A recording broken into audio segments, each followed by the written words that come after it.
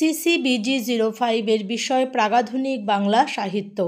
আজকের ভিডিওতে প্রাগাধুনিক বাংলা সাহিত্য বিষয় থেকে 2 নম্বরের বেশ কিছু গুরুত্বপূর্ণ প্রশ্নের উত্তর করে দেওয়া হয়েছে। যারা সেকেন্ড ইয়ারে পড়ছেন বাংলায় অনার্স নিয়ে, তারা অবশ্যই এই প্রশ্নের উত্তরের ভিডিওগুলি দেখে নেবেন। টার্ম এন্ড এক্সামিনেশনে আপনাদের 10 নম্বরের 2, 5 নম্বরের 4 এবং 2 নম্বরের 5টা প্রশ্নের উত্তর লিখতে হবে। ভিডিওতে দেওয়া 2 নম্বর মানের প্রশ্নের উত্তরগুলি অবশ্যই দেখে নিন। প্রথম প্রশ্ন, ODBL এর সম্পূর্ণ নাম কি? গ্রন্থটির রচয়িতা কে? উত্তর, ODBL এর সম্পূর্ণ নাম origin and development of Bengali language. গ্রন্থটির রচয়িতা সুনীতি কুমার চট্টোপাধ্যায়। পরের প্রশ্ন, যোগিনীর রূপ ধরি লইব দেশান্তর কার লেখা? কোন রচনার কোন অংশের অন্তর্গত? উত্তর, বরু চণ্ডীদাস রচিত শ্রীকৃষ্ণ কীর্তন কাব্যের রাধা বিরহ অংশের অন্তর্গত। পরের প্রশ্ন, বিদ্যাপতির কুল উপাধি কী ছিল? তিনি কোথায় জন্মগ্রহণ করেন? তিনি কোন কোন দেবতার উপাসক ছিলেন? উত্তর, বিদ্যাপতির কুল উপাধি ছিল ঠক্কুর বা ঠাকুর। বিদ্যাপতি উত্তর মিথিলার দ্বারভাঙ্গা জেলার বিশফি গ্রামে জন্মগ্রহণ করেন। বিদ্যাপতি ছিলেন পঞ্চোপাসক। তিনি গণেশ, সূর্য, শিব, বিষ্ণু, দুর্গা এই পঞ্চদেবতার উপাসনা করতেন। পরের প্রশ্ন, শ্রী শ্রী উজ্জ্বল নীলমণি গ্রন্থের রচয়িতা কে? উত্তর, শ্রীরূপ গোস্বামী। পরের প্রশ্ন, শ্রী শ্রী চৈতন্য চরিতামৃত গ্রন্থের রচয়িতা কে? উত্তর, কৃষ্ণদাস কবিরাজ। পরের প্রশ্ন, পূর্বরাগ কাকে বলে? উত্তর, নায়ক নায়িকার মিলনের পূর্বে দর্শন ও শ্রবণাদি থেকে জাত যে রতি হৃদয়ে উন্মিলিত হয় তাকেই পূর্বরাগ বলে। ভিডিওটিকে স্কিপ না করে সমস্ত প্রশ্নের উত্তর সঠিকভাবে দেখুন এবং শুনুন। পরের প্রশ্ন, শ্রীকৃষ্ণ কীর্তন কাব্যের পুঁথিটি কে, কবে, কোথা থেকে আবিষ্কার করেন? কার সম্পাদনায়, কবে, কোথা থেকে পুঁথিটি গ্রন্থাকারে প্রকাশিত হয়? কাব্যটিতে কয়টি খণ্ড রয়েছে? প্রথম খণ্ড ও শেষ অংশের নাম লিখুন। উত্তর, বসন্তরঞ্জন রায় বিদ্যোৎবল্লভ মহাশয় 1909 খ্রিস্টাব্দে বিষ্ণুপুরের নিকট কাকিল্লা গ্রামের জনৈক দেবেন্দ্রনাথ মুখোপাধ্যায়ের বাড়ির গোয়ালঘরের অনেক পুরাতন পুঁথি থেকে শ্রীকৃষ্ণ কীর্তনের পুঁথিটি আবিষ্কার করেন। বসন্তরঞ্জন রায় বিদ্যোৎবল্লভ মহাশয়ের সম্পাদনায় 1916 খ্রিস্টাব্দে বঙ্গীয় সাহিত্য পরিষদ থেকে পুঁথিটি গ্রন্থাকারে প্রকাশিত হয়। কাব্যটিতে অর্থাৎ শ্রীকৃষ্ণ কীর্তন কাব্যটিতে 13টি খণ্ড আছে। প্রথম খণ্ড জন্মখণ্ড এবং শেষ অংশ রাধা বিরহ। 8 নম্বর প্রশ্ন, শ্রীকৃষ্ণ কীর্তন এর রাধা বিরহ অংশে বড়াই কোন কোন ভূমিকা পালন করেছে? উত্তর, বড়াই 2 ধরনের ভূমিকা পালন করেছে। প্রথম, রাধার সখী, অভিভাবক এবং দূতী হিসাবে। দ্বিতীয়, শ্রীকৃষ্ণের দূতী এবং পরামর্শদাতা হিসাবে। 9 নম্বর প্রশ্ন, বিদ্যাপতির লেখা পদগুলিকে কয়টি ভাগে ভাগ করা যায় ও কি কি? উত্তর, 5 ভাগে ভাগ করা যায়। রাধাকৃষ্ণ বিষয়ক, হরগৌরী ও কালী বিষয়ক, গঙ্গা বিষয়ক, প্রহেলিকা জাতীয় এবং দেবতা সম্পর্কহীন বিভিন্ন ধরনের পদ। পরের প্রশ্ন, গুপ্ত রাজারা কোন ধর্মে দীক্ষিত ছিলেন? দ্বিতীয় চন্দ্রগুপ্ত কোন উপাধি গ্রহণ করেছিলেন? উত্তর, গুপ্ত রাজারা বৈষ্ণব ধর্মে দীক্ষিত ছিলেন। দ্বিতীয় চন্দ্রগুপ্ত পরম ভাগবত উপাধি গ্রহণ করেছিলেন।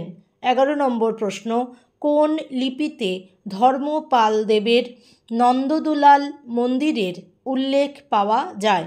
কার রাজত্বকালে দিনাজপুরে গরুর স্তম্ভ প্রতিষ্ঠিত হয়? সেন যুগে প্রাপ্ত মূর্তিগুলির অধিকাংশ কিসের মূর্তি? উত্তর, খালিমপুর লিপিতে ধর্মপালদেবের নন্দদুলাল মন্দিরের উল্লেখ পাওয়া যায়। পরের প্রশ্নের উত্তর, নারায়ণ পালের রাজত্বকালে দিনাজপুরে গরুর স্তম্ভ প্রতিষ্ঠিত হয়। পরের উত্তর, সেন যুগে প্রাপ্ত মূর্তিগুলির অধিকাংশই ছিল বিষ্ণু মূর্তি।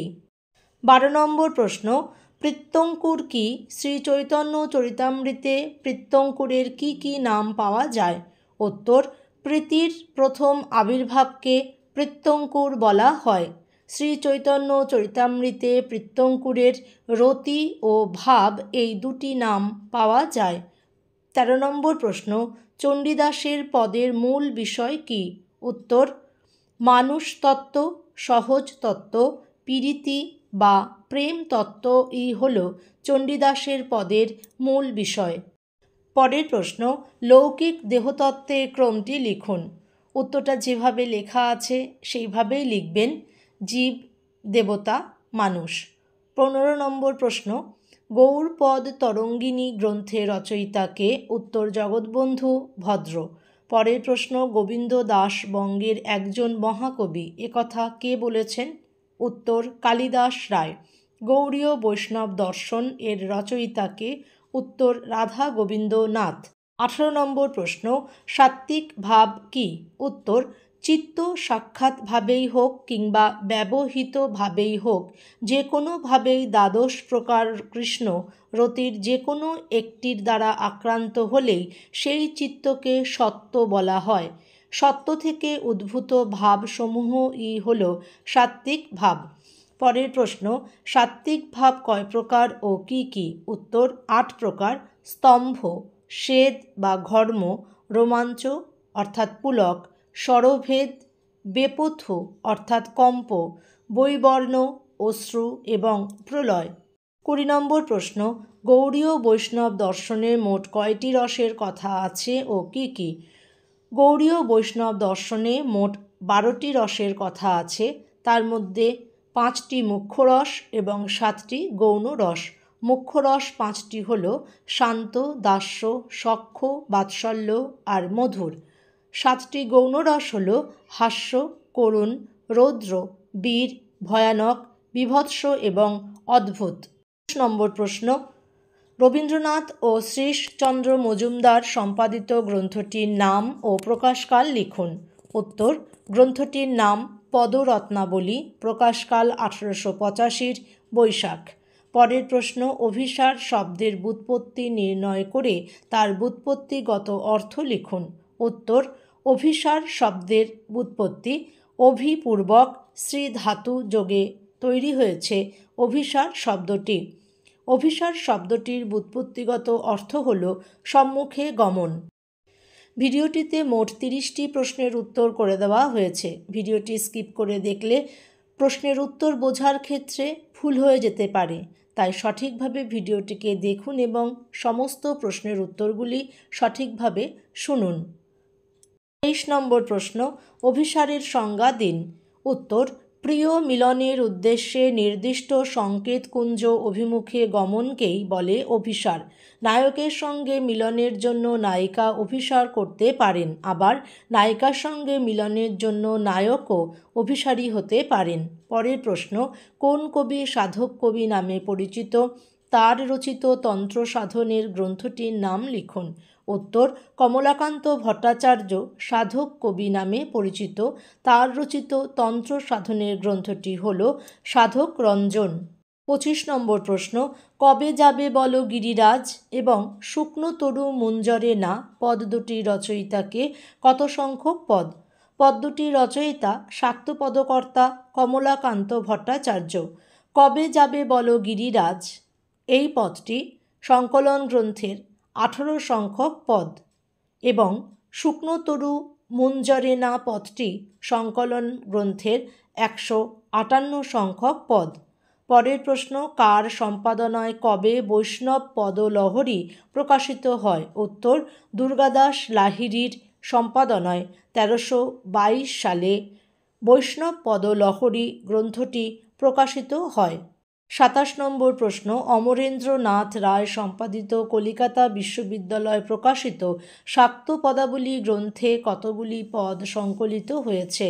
উত্তর, 335টি পদ সংকলিত হয়েছে। পরের প্রশ্ন, গৌড় গণোদ্দেশ দীপিকা কার লেখা? এটি কোন সালে প্রকাশিত হয়? উত্তর, কবি কর্ণপুরের লেখা গ্রন্থটি প্রকাশিত হয়েছিল 1576 খ্রিস্টাব্দে।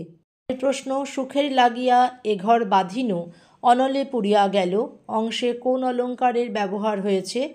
উত্তর হবে বিষম অলঙ্কারের ব্যবহার হয়েছে। শেষ প্রশ্ন, বাংলা ভাষায় রচিত প্রথম চৈতন্য জীবনী গ্রন্থ কোনটি? উত্তর বৃন্দাবন দাসের চৈতন্য ভাগবত। আশা করি সম্পূর্ণ ভিডিওটি আপনি মন দিয়ে দেখেছেন। সম্পূর্ণ ভিডিওটি দেখার জন্য আপনাকে অসংখ্য ধন্যবাদ।